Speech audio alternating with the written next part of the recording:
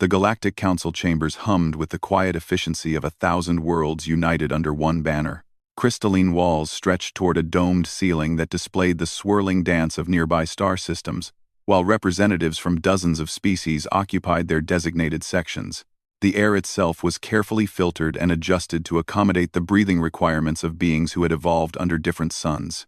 Ambassador HFY of the Corvani Empire adjusted his ceremonial robes as he prepared to address the assembly. His forearms moved with practiced grace, each gesture carrying the weight of centuries of diplomatic tradition. The Corvani had been among the founding members of the Galactic Council, their natural telepathic abilities making them ideal mediators between species that might otherwise struggle to communicate. Honored representatives, HFY began, his mental voice reaching every consciousness in the chamber. We gather today to discuss the applications for advanced membership status submitted by several developing civilizations. The chamber stirred with interest. Advanced membership was a coveted status that granted access to cutting-edge technology, trade routes, and military protection. Only species that demonstrated exceptional potential, remarkable achievements, or unique capabilities were considered worthy of such elevation. High Curator Veltar of the Nexian Collective rose from her section, her translucent blue skin shimmering under the chamber's artificial lighting. The Nexians were master engineers, capable of constructing megastructures that defied conventional physics. Their ring worlds and Dyson spheres dotted the galaxy, testament to their technological prowess. The first application comes from the Zephyrians of the Endorian Spiral, Veltar announced, her voice carrying through the chamber's translation systems.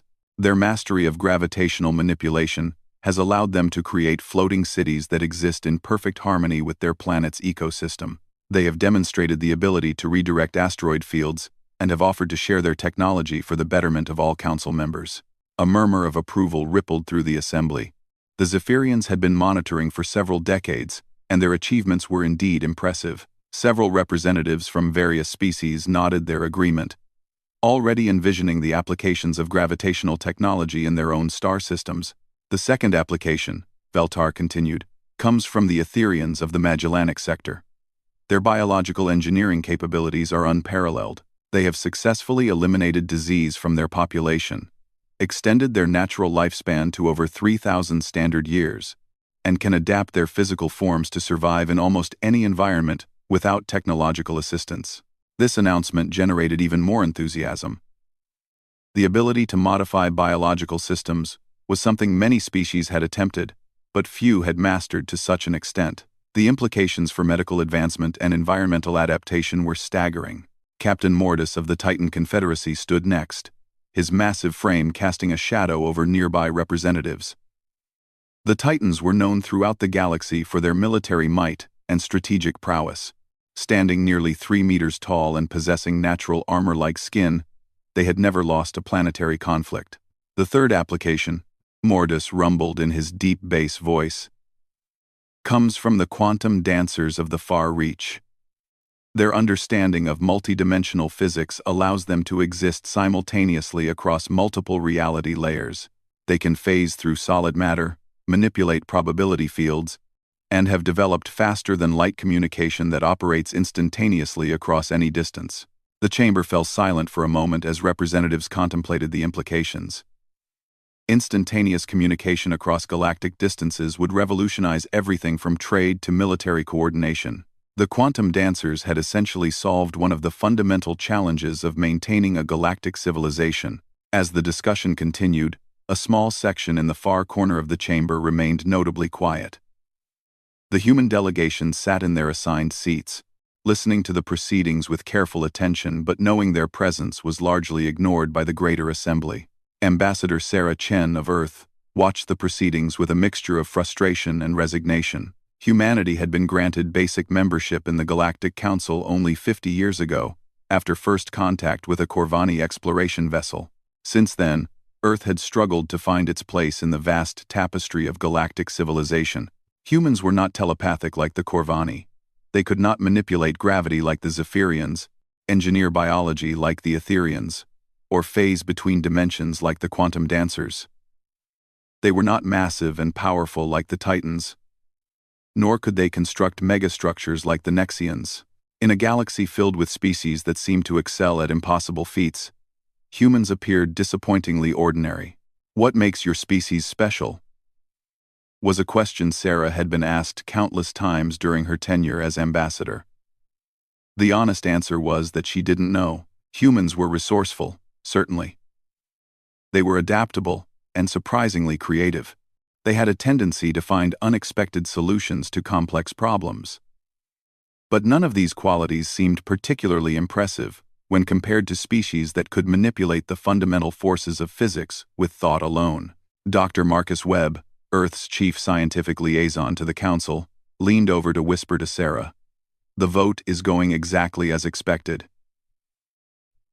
All 3 applications will be approved unanimously." Sarah nodded, unsurprised. She had been present at similar sessions before, watching as species after species was elevated to advanced membership, while humanity remained stuck in the basic tier. It wasn't that the other species were hostile toward humans, they simply didn't see anything remarkable about them. The final votes were cast, and as predicted, all 3 applications were approved. The Zephyrians, Etherians, and Quantum Dancers would soon gain access to technologies and opportunities that would accelerate their development by centuries. As the session concluded, and representatives began to file out of the chamber, Sarah found herself approached by Councillor Thex of the Valderan Assembly. The Valderans were among the oldest members of the Council, having achieved spaceflight when most species were still developing agriculture. "Ambassador Chen," Thex said in his measured way, "I hope humanity is not discouraged by today's proceedings. Every species develops at its own pace, and humans have many admirable qualities." "Such as?" Sarah asked, genuinely curious about an outside perspective. Thex considered the question carefully. "Your species shows remarkable persistence in the face of adversity. You adapt quickly to new situations, and you have a unique approach to problem solving that often surprises us. These are not insignificant traits, but they're not enough for advanced membership," Sarah observed. "Not yet," Thex admitted. "The Council requires demonstration of capabilities that can benefit the greater galactic community. Perhaps in time, humanity will develop such capabilities." Sarah thanked the counselor and made her way back to the human delegation's quarters. The truth was, Earth had been trying to develop something worthy of the Council's attention for decades. Human scientists worked tirelessly to unlock the secrets of faster-than-light travel, exotic matter manipulation, and advanced energy generation. Progress was slow, hampered by humanity's relatively recent entry into galactic civilization. Back on Earth, billions of humans went about their daily lives, largely unaware of their species' struggle for recognition on the galactic stage. They built cities, created art, fell in love, raised families, and pursued dreams just as their ancestors had for millennia. But a small group of scientists and military strategists worked in secret laboratories, driven by a combination of scientific curiosity and national pride, to ensure that humanity would not remain forever relegated to the galaxy's sidelines. Dr. Elena Vasquez stood in the center of one such laboratory, deep beneath the Colorado mountains. Around her, teams of physicists, engineers, and technicians worked on humanity's most ambitious project to date. The goal was not to match the exotic capabilities of other species, but to develop something uniquely human. "Status report," Elena called out as she surveyed the organized chaos of the laboratory. "Enrichment is at 93%, reported Dr. James Morrison from his station. "We should reach critical mass within the next few days.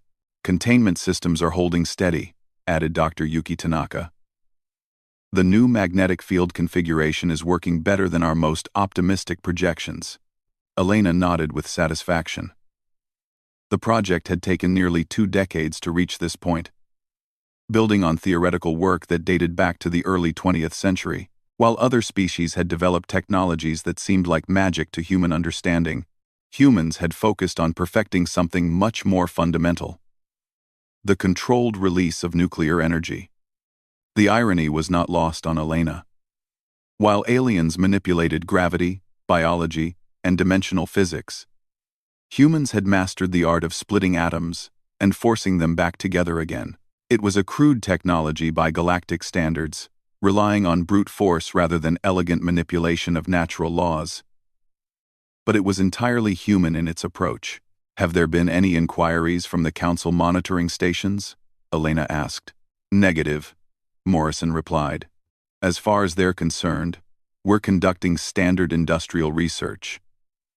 Our containment systems are specifically designed to prevent any exotic energy signatures that might attract attention." This was crucial. The Galactic Council maintained monitoring stations throughout human space, ostensibly to provide assistance, but also to ensure that developing species didn't accidentally create technologies that might threaten galactic stability. Several species in the past had attempted to develop antimatter weapons or dimensional bombs, only to have their research shut down by Council intervention. The genius of the human approach was its simplicity. Nuclear fission and fusion were well-understood processes that every spacefaring species had mastered for power generation. The Council's monitoring systems were calibrated to detect exotic physics manipulation, not the relatively mundane process of nuclear reactions. Meanwhile, in the galactic core worlds, the recently elevated species were already making their mark on the broader community. The Zephyrians had begun construction of a massive orbital platform that would serve as a gravitational anchor for a new trade route. The Etherians were sharing their biological enhancement techniques with species suffering from genetic diseases. The quantum dancers had established communication relays that promised to revolutionize galactic commerce. Ambassador HFY found himself increasingly concerned about humanity's apparent stagnation. During his telepathic meditations, he had sensed an undercurrent of determination from the human delegation that seemed disproportionate to their actual capabilities.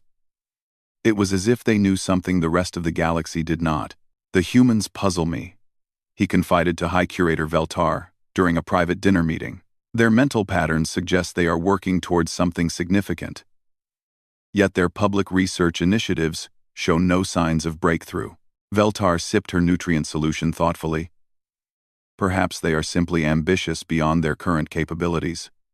Many developing species go through phases where their aspirations exceed their technical abilities." "Perhaps," HFY agreed, but he remained unconvinced.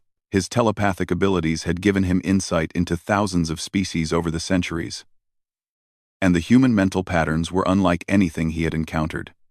There was a focused intensity to their collective psyche that suggested careful planning rather than mere ambition. Back on Earth, the final preparations were underway. Dr. Vasquez's team had successfully achieved the controlled fusion reaction they had been working toward, but that was only the beginning. The true innovation lay in the delivery system and the strategic implications of what they had created. "The test site is prepared," reported General Patricia Hayes, the military liaison for the project. "We've selected a location in the asteroid belt where the demonstration will be visible to Council monitoring stations but won't pose any threat to inhabited worlds." "And the diplomatic preparations?" Elena asked. "Ambassador Chen has been briefed and is ready to present our request for advanced membership immediately following the demonstration," Hayes confirmed. "The timing has to be perfect. We need the Council to understand that this isn't a threat, but rather a capability we're offering to share for the betterment of galactic civilization." Elena nodded. This was the most delicate part of the entire operation. Humans had developed what was essentially a weapon of unprecedented power. But the key to acceptance was presenting it as a tool for construction and defense, rather than destruction. The demonstration would have to show both the awesome power of nuclear technology and humanity's commitment to using it responsibly. The day of the demonstration arrived with little fanfare. As far as the galactic community was concerned, it was simply another routine day in the ongoing development of a relatively minor species. The Council's monitoring stations detected increased human activity in their outer solar system. But such activity was common as species developed more sophisticated space-based industries. Dr. Vasquez stood in the command center on Luna Base, watching as final checks were completed on the demonstration device. It was a relatively small object, no larger than a shuttlecraft, but it contained the culmination of humanity's greatest scientific achievement. "All systems are green," reported the mission controller. "Target asteroid confirmed as uninhabited and clear of shipping lanes. Council monitoring stations are in optimal positions for observation." "Ambassador Chen, are you ready?" Elena asked through the communication system. From her position aboard a human diplomatic vessel several light minutes away, Sarah Chen's voice came through clearly. Ready. The moment you give the signal, I'll transmit our formal request for advanced membership to the full Council Assembly. Elena took a deep breath and looked around the command center at the faces of her colleagues. These men and women had dedicated their careers to this moment, working in secrecy while the rest of humanity went about their daily lives. The weight of their species' future rested on the success of the next few minutes. Initiate demonstration sequence, Elena commanded. The device activated silently in the vacuum of space, its sophisticated targeting systems locking onto the designated asteroid. For a moment, nothing seemed to happen. Then, in an instant that would forever change humanity's place in the galaxy, the asteroid simply ceased to exist. The nuclear explosion was unlike anything the galaxy had seen in recorded history. It was not the elegant manipulation of exotic physics that characterized advanced alien technology. It was raw, primal, and absolutely devastating. The energy release was so intense that it created a brief new star in the solar system, visible from Earth with the naked eye. On monitoring stations throughout the galaxy, alarm systems activated as sensors detected the unprecedented energy signature. Within minutes, every member of the Galactic Council was aware that something extraordinary had happened in the human solar system. Unprecedented energy release detected, reported a Nexian technician to High Curator Veltar. The signature doesn't match any known physics manipulation. It appears to be matter conversion on a massive scale. Veltar stared at the readouts in disbelief. The energy levels were comparable to what might be expected from a stellar event, but the signature was all wrong. Whatever had happened, it was clearly artificial and controlled. Ambassador Zexhai felt the psychic shockwave of realization ripple through the telepathic networks as the news spread. The humans, the species that had been dismissed as unremarkable, had somehow developed a technology that dwarfed anything in the Council's current arsenal. As reports flooded in, and the magnitude of the demonstration became clear, one thing was certain. The galaxy would never view humanity the same way again. The emergency session of the Galactic Council convened within hours of the demonstration. Representatives from across the galaxy gathered in the chamber with an urgency that had not been seen since the last major war 3 centuries ago. The usual formality and measured pace of council proceedings had been abandoned in favor of rapid response to what many viewed as a potential existential threat. Ambassador Sarah Chen stood at the center of the chamber, surrounded by beings whose expressions ranged from awe to fear to barely contained anger. The human delegation had been summoned to explain their actions, and Sarah knew that humanity's future in the galactic community hung in the balance of the next few hours. High Curator Veltar was the first to speak, her usually calm demeanor replaced by barely controlled agitation. Ambassador Chen, the energy signature detected from your demonstration exceeds anything in our current understanding of physics. We demand an immediate explanation of what technology your species has developed. Sarah had rehearsed this moment countless times, but standing before the assembled representatives of 100 worlds made the reality feel overwhelming. She activated the holographic display that had been prepared for this presentation, showing technical readouts and carefully edited footage of the nuclear device. Honored representatives, Sarah began, her voice steady despite the magnitude of the moment. Humanity has successfully developed what we call nuclear fusion weaponry. The technology is based on the fundamental process that powers stars themselves, but contained and controlled for practical application. A stunned silence filled the chamber. Captain Mortis of the Titan Confederacy was the first to break it, his massive frame trembling with what appeared to be excitement rather than fear. "You have harnessed stellar fire as a weapon?" he rumbled, his voice carrying a note of respect that had never before been directed toward humanity. "Show us the details of this technology." Sarah nodded and expanded the display. The process involves forcing light atomic nuclei to combine into heavier elements, releasing enormous amounts of energy in the process. Unlike the elegant physics manipulation employed by other council members, this is a brute force approach that relies on fundamental atomic properties. Councillor Thex of the Valderan Assembly studied the readouts with growing amazement. The energy density calculations are staggering. A single device of this type could devastate an entire planetary surface, or power a star system for centuries, Sarah added quickly. The same technology that creates the weapon can be scaled down for peaceful energy generation. We view this as humanity's contribution to galactic civilization, not merely as a military advancement.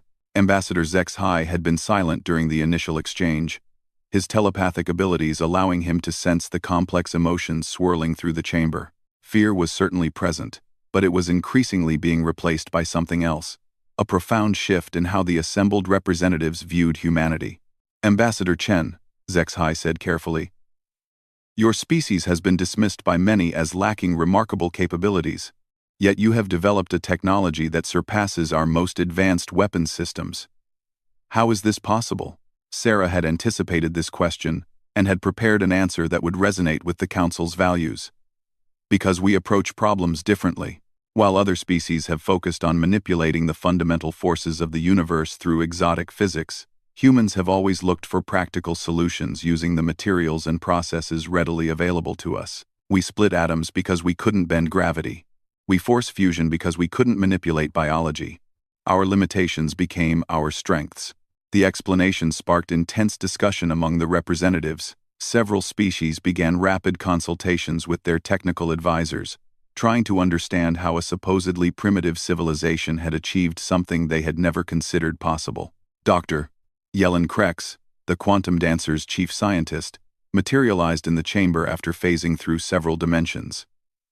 The theoretical models are sound, she announced, her voice carrying the harmonic distortions typical of multidimensional beings.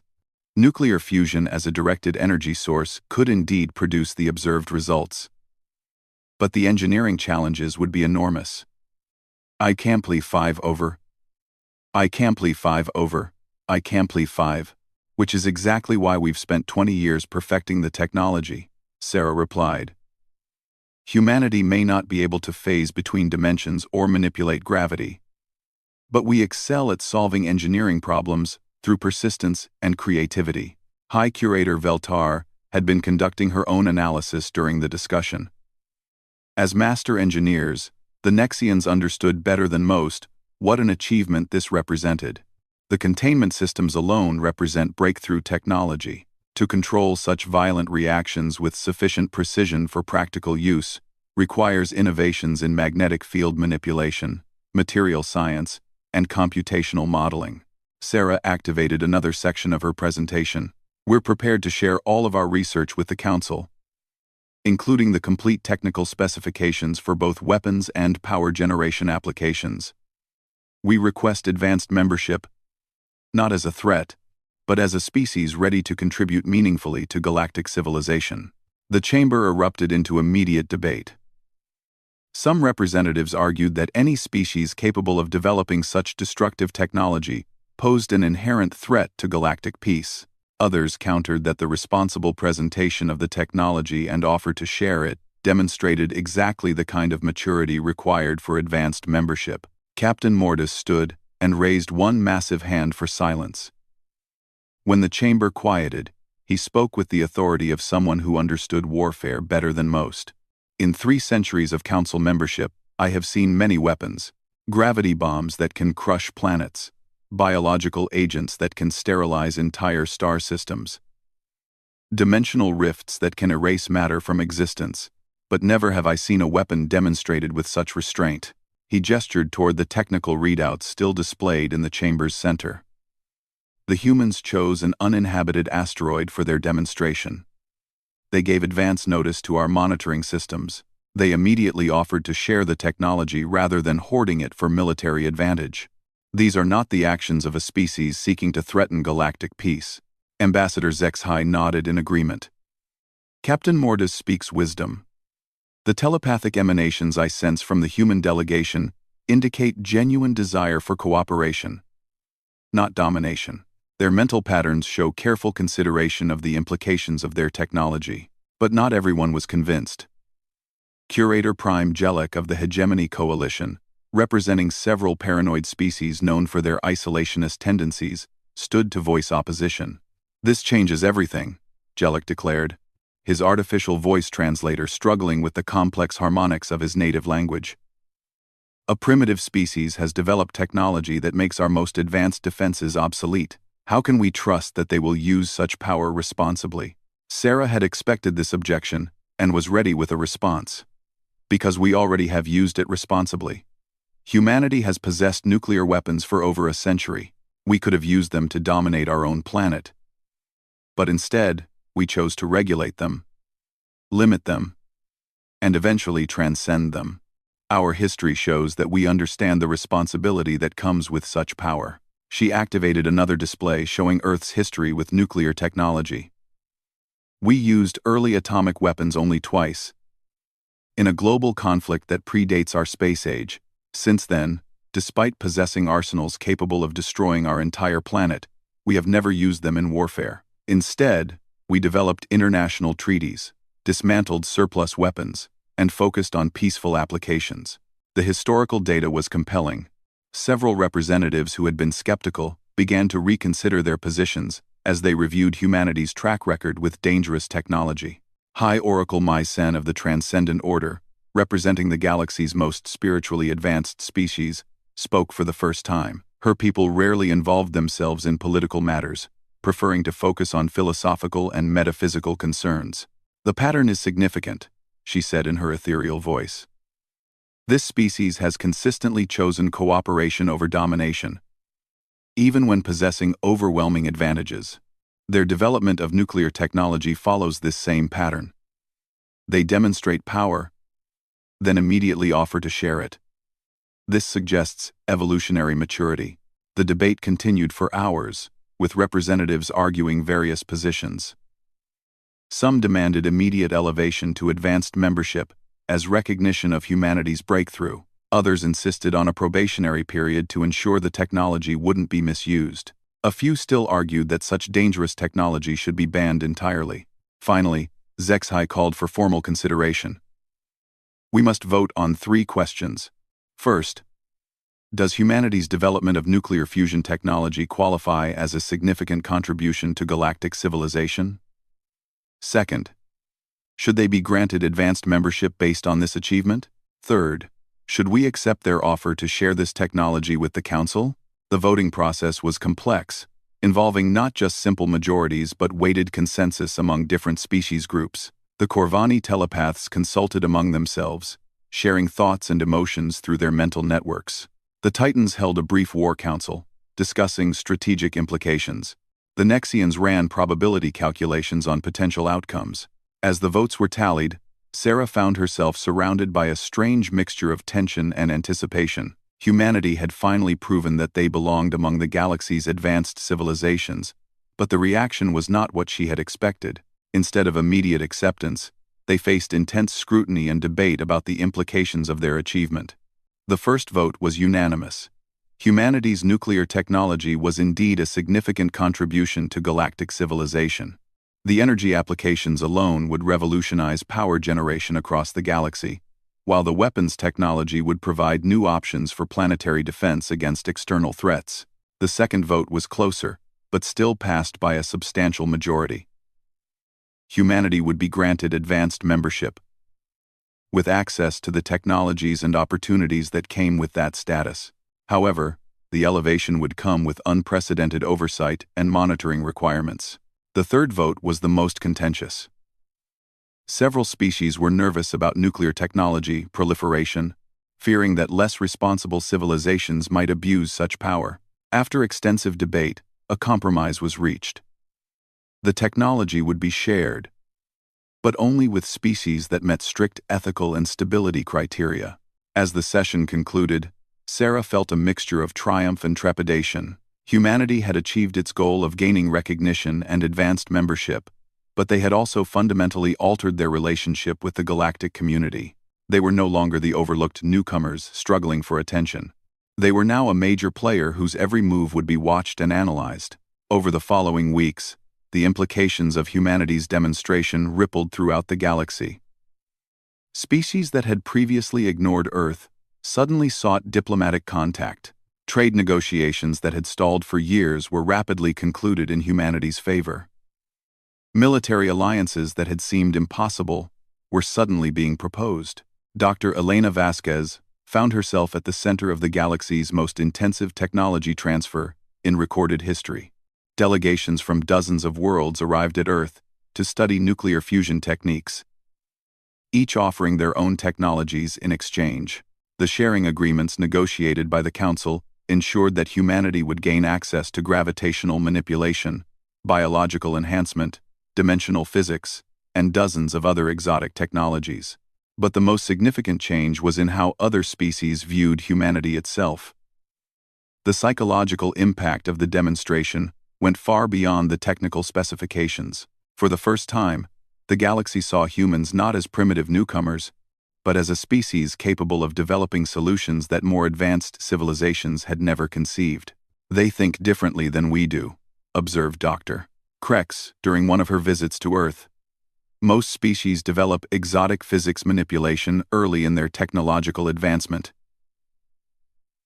We bend reality to our will, but humans work within reality's constraints and find ways to make those constraints into advantages. The observation was becoming a common theme in academic discussions throughout the galaxy. Human problem-solving methodology was being studied and analyzed by xenopsychologists and technology theorists. The concept of brute force elegance entered galactic philosophical discourse. Meanwhile, on Earth, the revelation of the nuclear program generated its own complex reactions. The global population had known that their planet was working toward advanced membership in the Galactic Council. But few had understood the specific methods being employed. The news that humanity had developed weapons of unprecedented power while simultaneously offering to share them with alien civilizations created intense public debate. Some viewed it as humanity's greatest achievement, proof that human ingenuity could compete with any species in the galaxy. Others worried about the implications of having such destructive capability, even if it was being used for diplomatic purposes. President Maria Santos addressed the global population in a broadcast that was simultaneously translated into hundreds of alien languages and distributed throughout the galaxy. Today, humanity takes its place among the galaxy's advanced civilizations, she declared.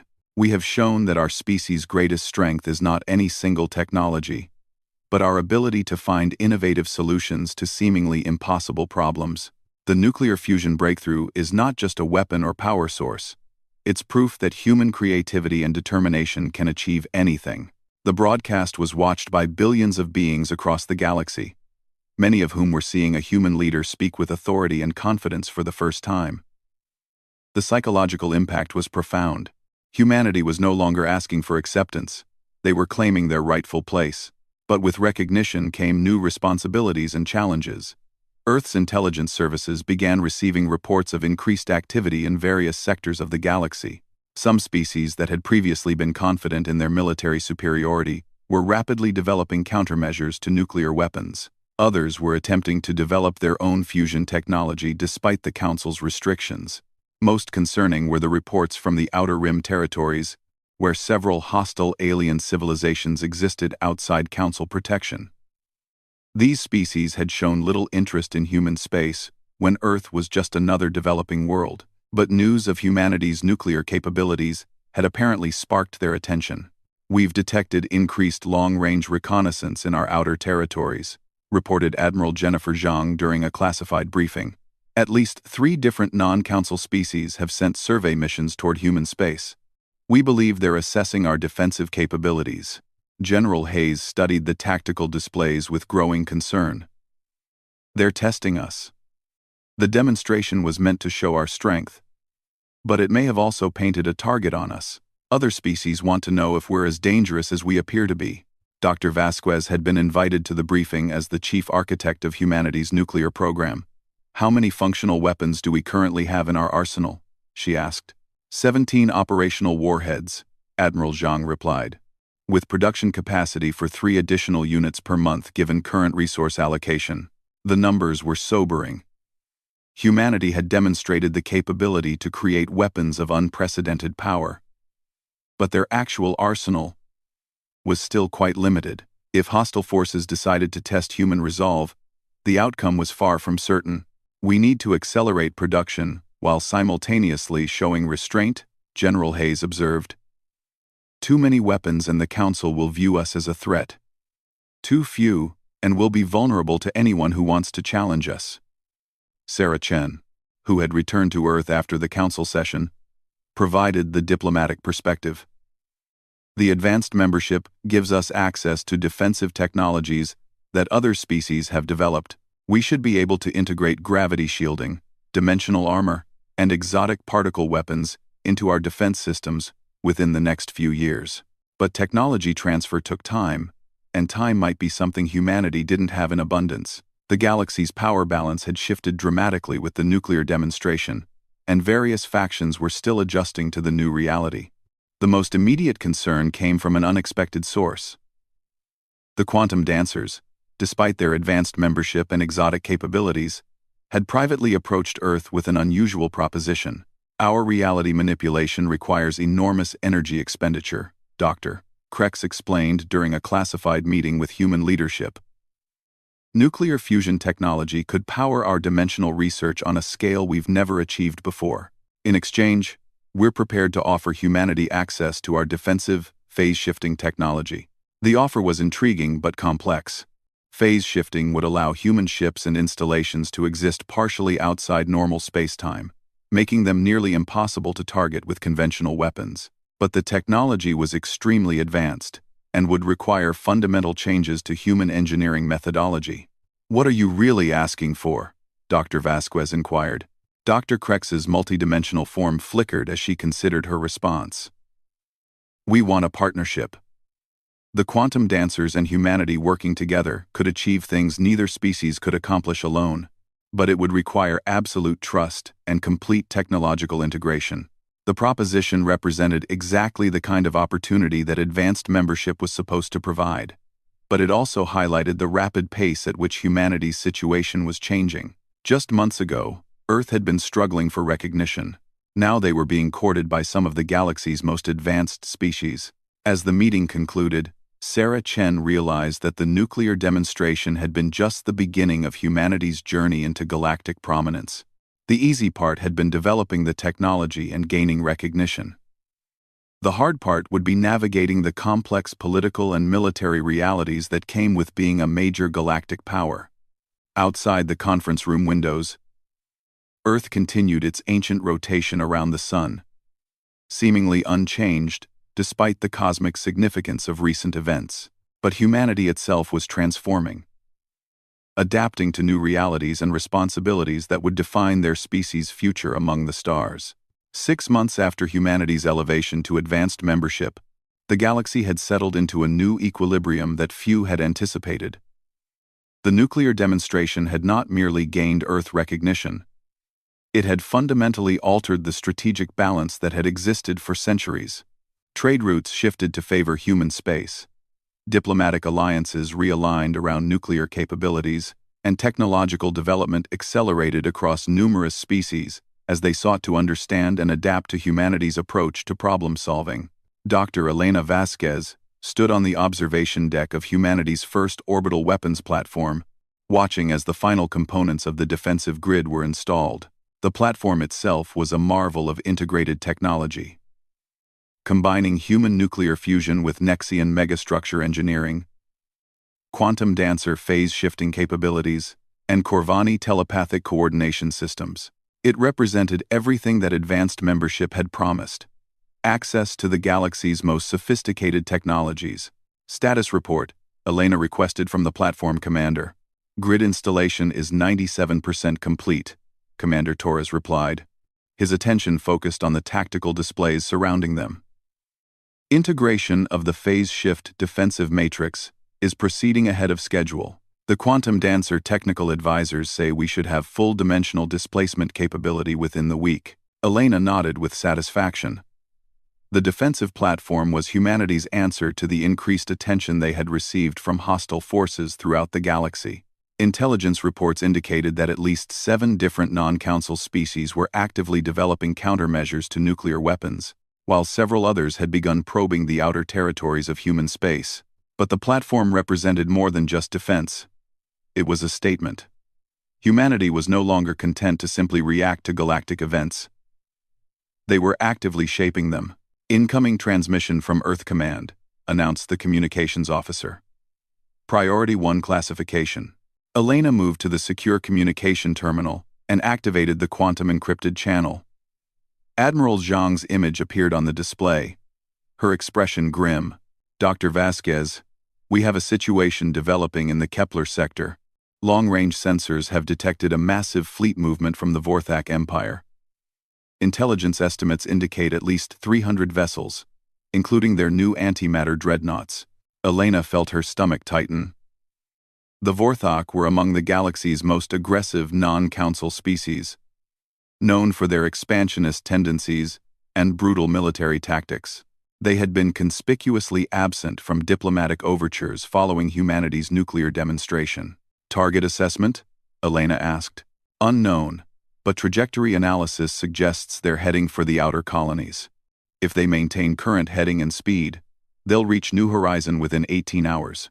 New Horizon was humanity's most distant colonial world, home to nearly 50 million people and strategically positioned to control access to 3 major star systems. It was also lightly defended, having been established during humanity's early expansion when the galaxy seemed relatively peaceful. What are our response options?" Admiral Zhang's expression grew even more serious. "The Council fleet is 3 days away, at minimum. Our conventional forces in the sector include 2 destroyer squadrons and a carrier group, but nothing that could stand against Vorthak antimatter weapons. However, the orbital platform's nuclear arsenal is operational. We could deploy strategic warheads via long-range delivery systems. The Vorthak have never encountered nuclear weapons in actual combat." Elena considered the implications. Using nuclear weapons against the Vorthak would be humanity's first offensive application of the technology that had gained them galactic recognition. It would also serve as a definitive test of their new status as a major galactic power. "What does the Council say?" Ambassador Chen is in emergency session with the leadership. The preliminary response is that humanity has the right to defend their territory using any means necessary, but they're also concerned about escalation. Elena looked out at the gleaming defensive platform surrounding her, then at the tactical displays showing human naval assets scattered throughout nearby space. 6 months ago, humanity had been dismissed as unimportant. Now they faced their first real test as a galactic power. "I'll need to coordinate with the Quantum Dancer technical team," Elena decided.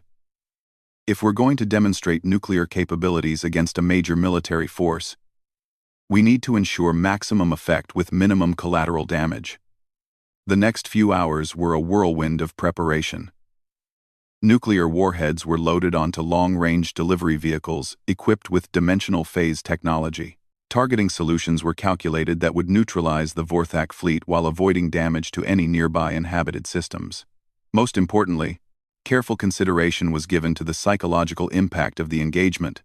Dr. Krex materialized on the platform's command deck, her multi-dimensional form flickering with what Elena had learned to recognize as excitement. "The delivery systems are ready," she announced. "Phase shifting will allow the warheads to bypass Vorthak defensive screens entirely. They will not detect the weapons until detonation." "What about their antimatter countermeasures?" Elena asked. "Irrelevant," Dr. Krex replied, with something resembling a smile. "Antimatter weapons rely on exotic particle streams. Nuclear fusion is fundamental atomic interaction. There is no defense against it except distance and shielding, neither of which the Vorthak possess in sufficient quantity." As the Vorthak fleet approached New Horizon, humanity prepared to announce its arrival as a true galactic power in the most definitive way possible. Ambassador Sarah Chen stood before the emergency council session, surrounded by representatives who watched the developing situation with varying degrees of concern and anticipation. The chamber's displays showed real-time tracking of both the Vorthak fleet and humanity's response preparations. "The Vorthak have ignored all diplomatic communications," Sarah announced. "Their fleet continues toward New Horizon despite clear warnings about entering human territorial space. We believe their intention is to test our resolve and capabilities." 1. High Curator Veltar leaned forward in her seat. "Your species has approximately 4 hours before the Vorthak fleet reaches weapons range of your colony. What is humanity's intended response?" "We will defend our territory using nuclear weapons," Sarah stated simply. "The demonstration 6 months ago was conducted against an asteroid to minimize risk. This engagement will show the galaxy what human nuclear technology can accomplish in actual combat. The chamber fell silent. Despite their advanced membership and technological achievements, humanity had never been tested in large-scale military action. Many representatives were curious to see how human nuclear capabilities would perform against a major hostile force. Captain Mortis stood from his section, his massive frame radiating approval. The Titans support humanity's right to defend their territory. The Vorthak have been a menace to peaceful commerce for decades. Perhaps it is time someone reminded them that aggression has consequences. Ambassador Zexhai nodded agreement, his telepathic abilities detecting widespread support for humanity's position throughout the chamber. The Council authorizes defensive action. However, we request that detailed sensor records be made available for analysis. The galaxy should understand the full implications of nuclear weapons in fleet combat. Sarah activated her communication link to Earth Command. Authorization confirmed. Humanity is cleared to engage with full nuclear arsenal. F. The response came immediately. Engagement commencing in 30 seconds. All Council monitoring stations should focus on grid coordinates 7, 7, 9, by 4, 4, 2. Across the galaxy, sensor arrays turned toward the Kepler sector as beings throughout dozens of star systems prepared to witness humanity's first demonstration of nuclear warfare against a major military force. The Vorthak fleet commander, Supreme Admiral Krex Thule, stood on the bridge of his flagship watching the approaching human colony world. Intelligence reports had indicated that the humans possessed some form of advanced energy weapon, but his fleet included the latest antimatter dreadnoughts equipped with exotic matter shielding. He was confident that any human resistance would be quickly overwhelmed. Status of human defensive forces? Krexthul demanded. Minimal conventional assets detected, his tactical officer reported. 2 destroyer squadrons and support vessels. No significant orbital fortifications around the target world. Krexthul's mandibles clicked with satisfaction. The humans had gained some sort of recognition from the Council, but they were still clearly a minor power, trying to appear more important than they actually were. This engagement would demonstrate to the galaxy that true military strength came from proven technologies, not clever demonstrations. Prepare antimatter bombardment systems, he ordered. We will destroy their orbital infrastructure first, then demand planetary surrender.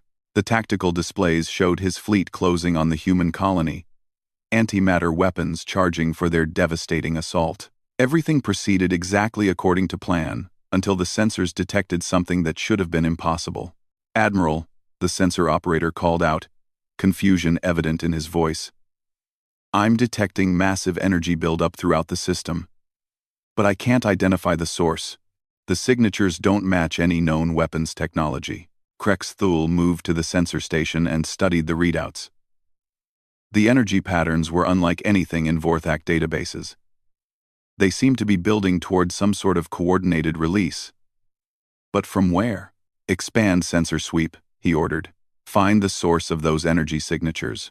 But before the sensors could provide an answer, space around the Vorthak fleet suddenly erupted in nuclear fire. The human nuclear warheads had phased directly through the fleet's defensive screens, materializing inside the formation before detonating simultaneously. The resulting explosions created a series of miniature stars that engulfed the Vorthak vessels in temperatures and radiation levels beyond anything they had been designed to withstand.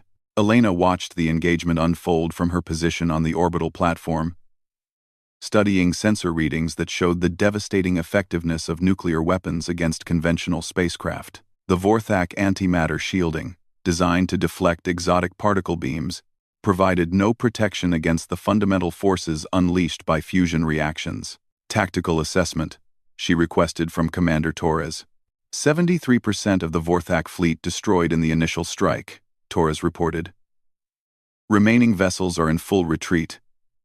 Their antimatter weapons were never deployed. Casualties on our side? 0. The engagement was entirely one-sided. Elena nodded grimly. The demonstration had been even more effective than projected. Nuclear weapons had not merely defeated the Vorthak fleet. They had completely overwhelmed it without humanity suffering a single casualty. Throughout the galaxy, beings watched sensor recordings of the engagement with growing amazement. The Vorthak had been a significant military power, feared for their antimatter dreadnoughts and aggressive expansion. Yet humanity had destroyed their invasion fleet in a matter of minutes, using weapons that seemed almost primitive by galactic standards. In the council chambers, representatives struggled to process what they had witnessed. The nuclear detonations had been clearly visible across multiple star systems, creating a light show that announced humanity's military capabilities to anyone with basic sensors. "The energy release calculations are staggering," Dr. Krex announced to the assembled council. "Each human warhead produced more destructive force than our most advanced antimatter weapons. And the delivery system bypassed all known defensive technologies." High Curator Veltar studied the tactical analysis with professional interest. "The implications extend beyond mere military applications.